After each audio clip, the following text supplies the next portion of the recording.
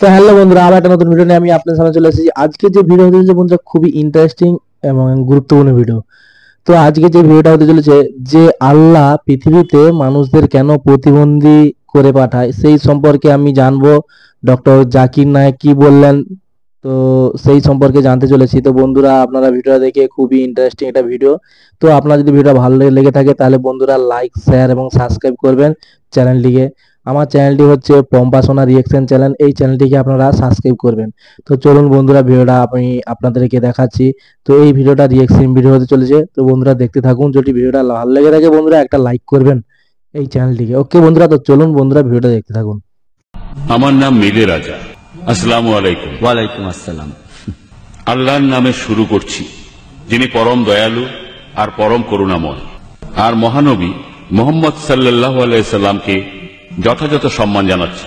আসলে আমি একজন অমুসলিম। আমার ভাই সাইফুল্লাহ ও এখন স্টেজের উপরে, দেখতেই পাচ্ছেন আমার ভাই মুসলমান হয়ে গিয়েছে। আর এই জন্য বাবা মায়ের সাথে ওর বেশ সমস্যা হচ্ছে।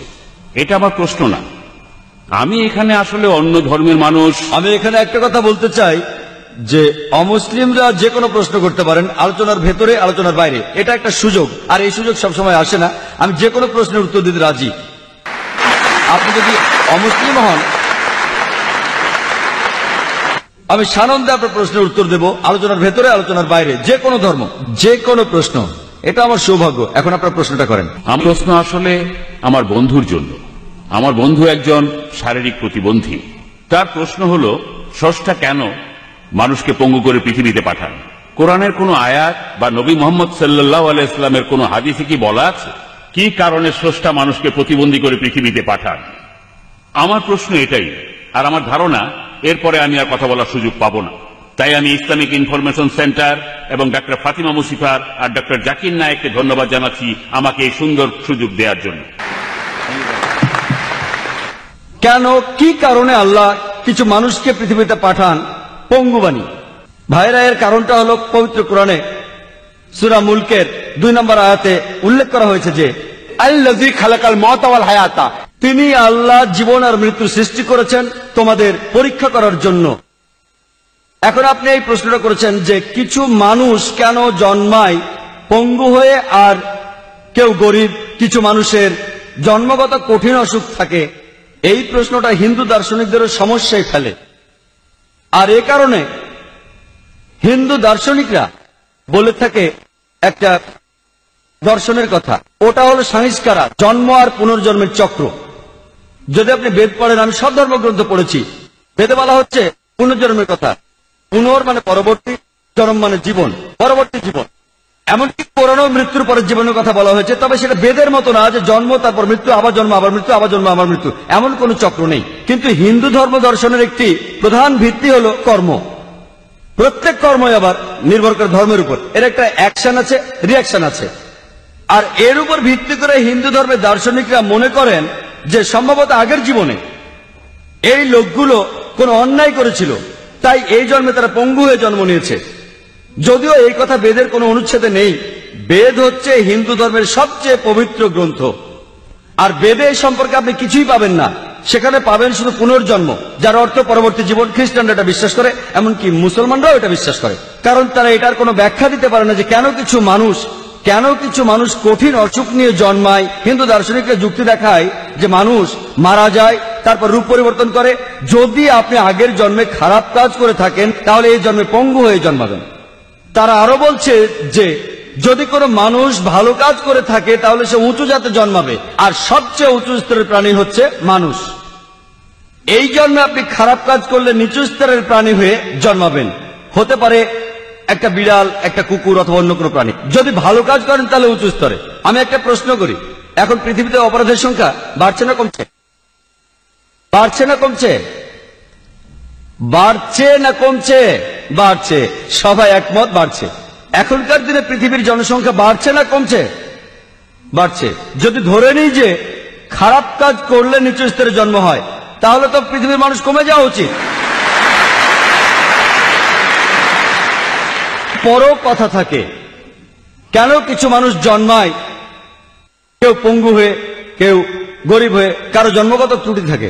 এর উত্তর দেওয়া আছে পবিত্র কোরআনের সূরা মুলকের 2 নম্বর আয়াতে, আল্লাযী খালাকাল মাউতা ওয়াল হায়াতা, তিনি আল্লাহ জীবন আর মৃত্যু সৃষ্টি করেছেন পরীক্ষা করার জন্য তোমাদের। পৃথিবীতে তোমার জীবন একটা পরীক্ষা পরকালের জন্য, এবং তোমাকে দেয়া পরীক্ষার উপর ভিত্তি করে তোমার বিচার হবে।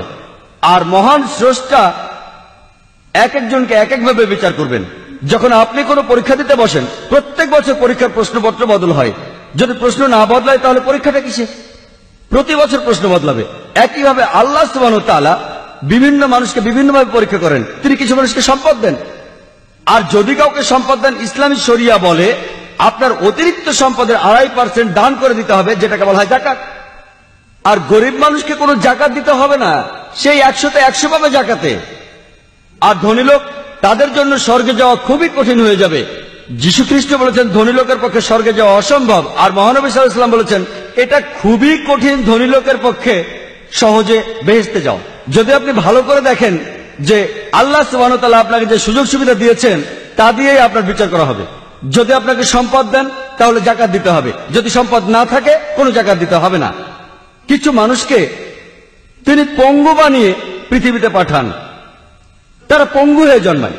যদি কেউ আমাকে প্রশ্ন করে যে এই শিশুটির অপরাধ কি, সে কি অন্যায় করেছে, আমরা ইসলামে বিশ্বাস করি প্রত্যেক শিশু মাসুম, প্রত্যেক শিশু নিরপরাধ আর নিষ্পাপ।